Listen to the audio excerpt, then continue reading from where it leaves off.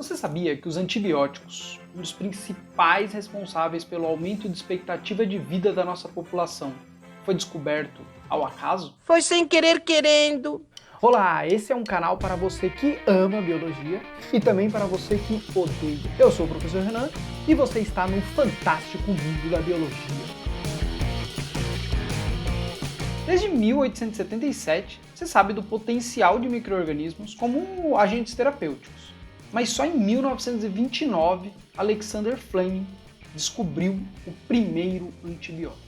Alexander Fleming era um microbiologista escocês e ele estava pesquisando sobre Staphylococcus aureus quando ele fez uma das maiores descobertas da história científica.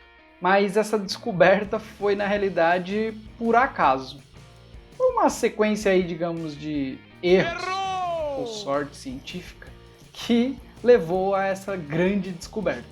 Ele estava lá no seu laboratório cultivando esse Staphylococcus aureus em meio de cultura e por algum motivo, alguns dizem que ele largou em cima da bancada no meio de cultura, outros dizem que ele saiu de férias e, como largado que era, deixou para poder eliminar essas amostras depois.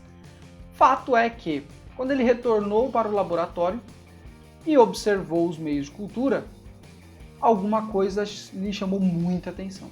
Os meios de cultura que ele havia preparado haviam fungado, estava com bolor.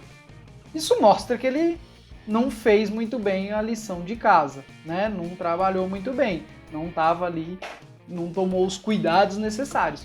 Mas que bom que isso aconteceu, porque ao verificar a placa de Petri, ele percebeu um halo entre a colônia de bactérias e o mofo, como esse da imagem.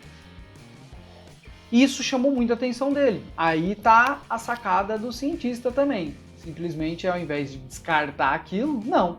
Ele verificou e percebeu que havia um espaço sem crescimento de micro-organismo entre a colônia de bactérias e o bolor. E isso foi um fato que deixou curioso. Ué, por que ali não cresceu nem o fungo, nem a bactéria? Por que ficou aquele espaço? Só recapitulando, o que limita o crescimento populacional de uma espécie? O espaço e o alimento. Naquele meio de cultura havia disponibilidade de alimento suficiente para o crescimento das bactérias, espaço havia, porque ali naquele espaço não cresceu, e aí ele começou a investigar por que aquelas bactérias não cresceram próximas ao bolor. E assim ele verificou que aquele bolor, que era do gênero Penicillium, produzia uma substância, que ele deu o nome de penicilina, que inibia ali o crescimento daquelas bactérias. Ele tentou fazer vários experimentos para tentar isolar, mas ele não conseguiu, ele acabou até deixando de lado essas pesquisas. Uma curiosidade, Alexander Fleming, ele começou a dar uma surtada, digamos assim, ele virou até motivo de chacota ali entre as pessoas, porque ele começou a, verificando que aquele bolor tinha essa ação inibitória contra as bactérias, ele começou a coletar tudo quanto é coisa fungada que tinha, então tudo que estava embolorando e tal, ele queria, era coisa velha, não sei o que, então ele saía pegando as coisas, comprando coisa velha e deu uma surtada. Outra curiosidade envolvendo Alexander Fleming é que ele é rei dos acasos. Ele estava resfriado e deixou cair uma lágrima em um meio de cultura. No dia seguinte ele percebeu que naquele local as bactérias haviam morrido. Assim ele verificou a lise celular, percebendo que algumas secreções do nosso corpo elas possuem lisoenzimas capazes então de destruir células.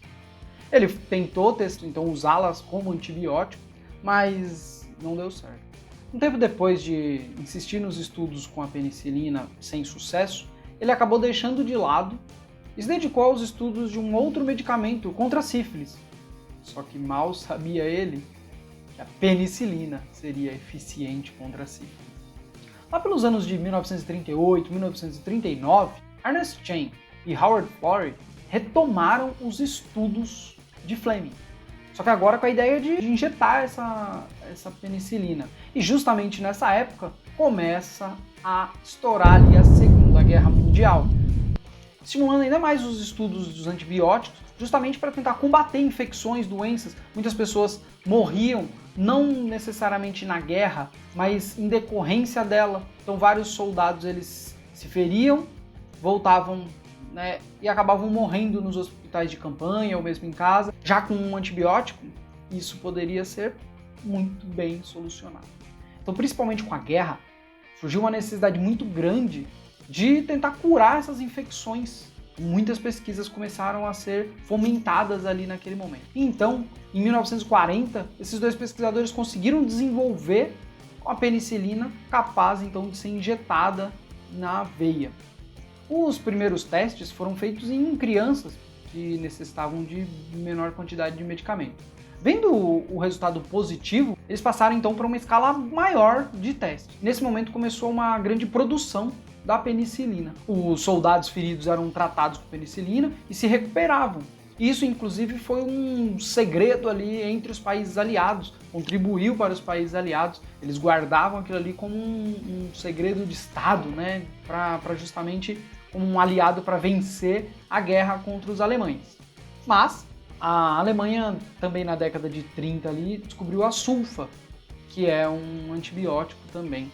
Mas o primeiro antibiótico produzido mesmo em larga escala foi a penicilina. E em 1945, esses três pesquisadores foram laureados com o Prêmio Nobel de Medicina. Apesar da grande descoberta da penicilina, ela não conseguia ser efetiva contra a tuberculose, um mal que assolava a época. Em 1943, o bioquímico russo naturalizado norte-americano Selman Waksman descobriu a streptomicina, um poderoso antibiótico contra a tuberculose. Como são produzidos os antibióticos?